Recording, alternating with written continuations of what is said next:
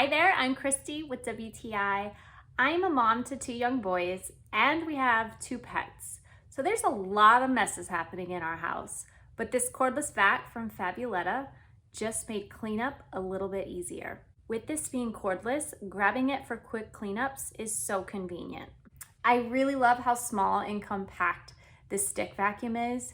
The brush head is only 10 inches wide, so it is smaller than a standard upright, but I appreciate that because this thing can get into those tight spaces that my larger vacuum can't. I really like how the height adjusts with this too. Instead of having multiple pieces that you fit together to adjust the length, you've got several different little notches. So you have a wide range of length that you can use, and this can actually be made short enough that even my little 7-year-old can help me vacuum now. I mean, that's a big deal.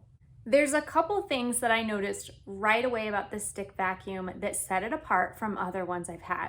For one, it comes equipped with an LED light and it stands upright on its own. This has 2 vacuum attachments, a brush attachment and a crevice tool. This is perfect for cleaning out your car. Again, because you're not restricted with any cord, you can take it anywhere to vacuum.